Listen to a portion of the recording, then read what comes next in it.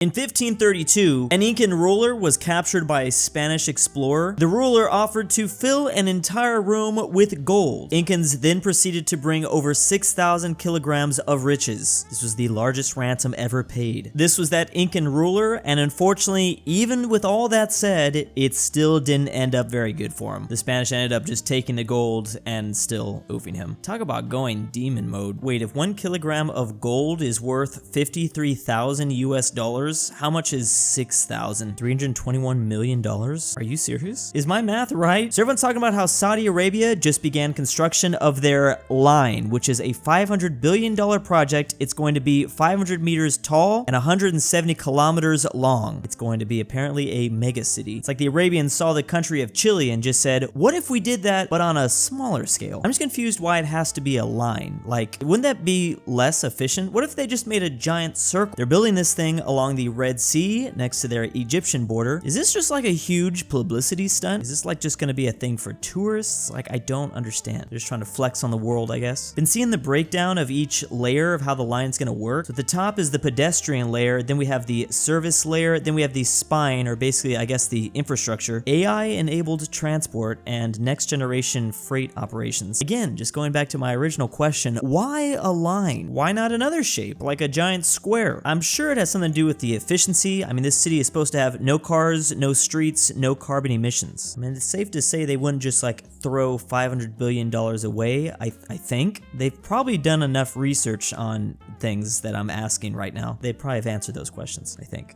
I hope. This is an ad for a 4-bedroom home in 1958. 4 bedrooms and 2 baths, all for $11,000. That's only 87 bucks a month. Okay, cool. I'll take 10. Oh, I see the downside though. It's in New Jersey. I don't even think I'm allowed to say those jokes because I'm not from the East Coast. I really don't understand. I just know if I don't say it, someone else will. Downstairs, there's a spacious living room, a turquoise kitchen. Ooh, I can already imagine my grandma turning the corner and seeing this and being like, yo! This is probably worth like almost $1 million now. Imagine all you had to do is buy this thing for like $12,000, give him 10 more bucks for being nice in the ad, proceed to live in it, keep it for 60 years, and then sell it for like 1.2 mil. It's that easy, just profit. Need to find a time machine DeLorean. These are confiscated pens containing cheat notes carved by a university student in Spain. Please do not tell me you expelled this student. That student needs to get like the greatest prize this university can give out. Like, he went above and beyond for his fellow pupils. How much was he charging? Was he doing this beautiful task for free? Because if that's the case, give him the Nobel Peace Prize. No el lugar donde se procedura. Oh, wait. Was this just all for him? I think it was all for this person, and he was carving a bunch of the, like, because I was gonna say, how much can you really fit on a pen? Why was it necessary to write a whole essay down? Why did this person think they were gonna get away with it? At that point, you know, just why not like slip a piece of paper in your pocket and then slide it under the test paper? That's how I used to cheat all the time. I wasn't gonna memorize the math formulas, so of course I was gonna pull out a paper from my pocket and hide it and then occasionally look while I'm taking the test. These were actually pens that they confiscated years ago. I guess the department was just keeping them around to laugh. You need to put these things in a museum. Don't cheat though. Cheating's wrong. Unless it's just math formulas, then that's fine.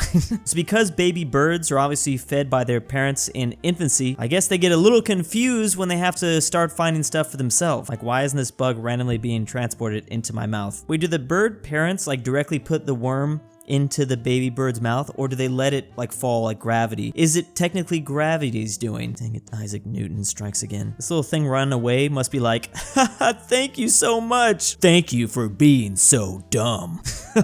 Look at the look back at the camera, like, wait, you seeing this? Why is it not working? A 9,000-year-old skeleton was found inside of a cave in Cheddar, England. His nickname was Cheddar Man. There's a city in England named Cheddar. I don't know if it's just me, but this does seem a little bit cheesy.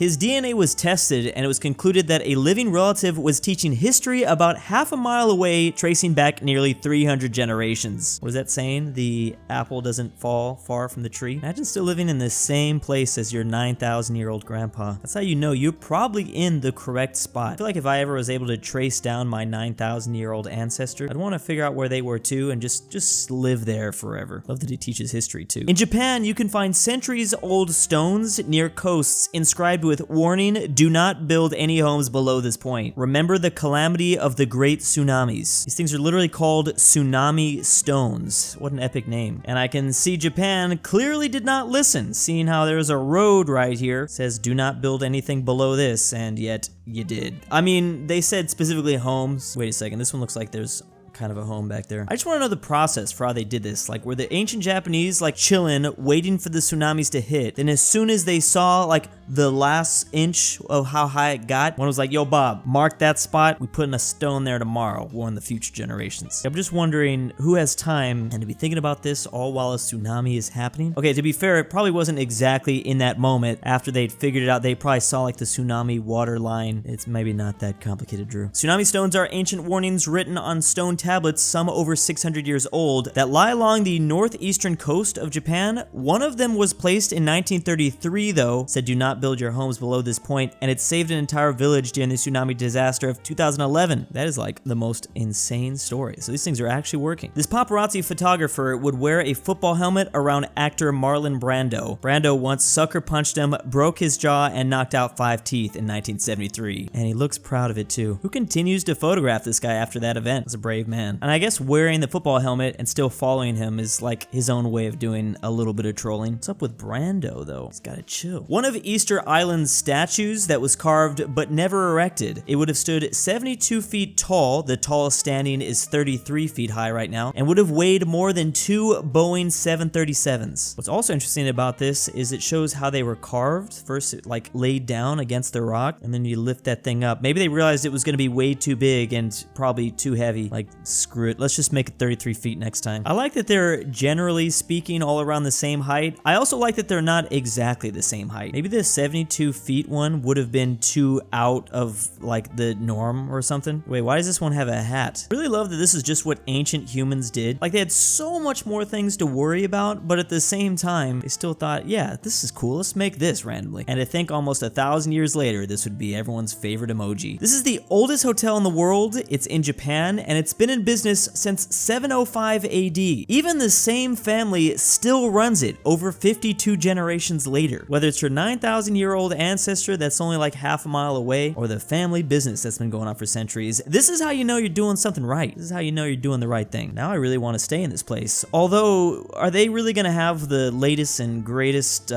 stuff? Just kind of an old building. What's the Wi-Fi password? It was not even funny, but they probably do have Wi-Fi to be honest. I'm sure it has had some upgrades, but I'm imagining like humans from 705 AD like, yo, I can't get in the Wi-Fi. Hotel has 37 rooms, and the hotel, wait, what? All right, so it wasn't just a joke. There was some sort of subliminal messaging that was going on. Okay, so it has been renovated, but in the previous century. This is perfect because I actually really want to go to Japan pretty soon. What has he done to deserve this? Question mark. Uncle Sam being held down by our #1 enemy. Not the metric system. This is one of those 1917 propaganda posters, but clearly against one of our most evil foes of all time. This seems a little extreme, not going to lie. Like, it's just numbers, bro. It's just numbers. Chill. You don't like everything being divided by 10? Because I do. I'm gonna replace his face with mine and put the imperial system. Make me memorize all these random things I don't want to memorize. Just a week ago, a Cuban pilot defected to the US in a Soviet-era AN-2 converted into a crop duster. Wait. This is still happening? We're still using Soviet aircraft to escape to the US? What year is it? Yeah, I've got a lot of questions. What's even more amazing is these Soviet aircrafts are still like flying 30 years later. Old reliable. How the Earth will look in 250 million years. So obviously we're going back into a Pangea type shape, but I don't think it's gonna happen in 250 million years, right? In 12 or 13 million years, Australia is gonna continue out into the Pacific Ocean. We will lose the Red Sea in the Middle East. Something very strange, Panama and Cuba connect in 40 million years. We will eventually probably be losing the Mediterranean. Yeah, the Mediterranean is gone in 50 million years. In terms of South America, La Plata kind of curves, and that's about it. Australia rams straight into Southeast Asia. There are no Philippines either. We have lost the Red Sea, but there is still an Indian Ocean. I think the British Isles is no longer Isles. Something strange happens in North America. Why? Okay, Siberia is now cutting, a piece of it now cuts off into Alaska. We have Antarctica that's getting dangerously close to Africa, but I don't think it's gonna hit. Is that that's not a frozen Antarctica anymore. I think the ice is gone. South America is still the exact same 150 million years later. Okay, we're not gonna make it to Pangaea yet. I don't think. We're getting close though. So now we have a new Mediterranean in the Indian Ocean. So the Romans will be coming out of the Indian subcontinent. Again, South America, still unchanged. All the map simulations I've ever done, nothing ever happens in South America. It's like really, it's very strange.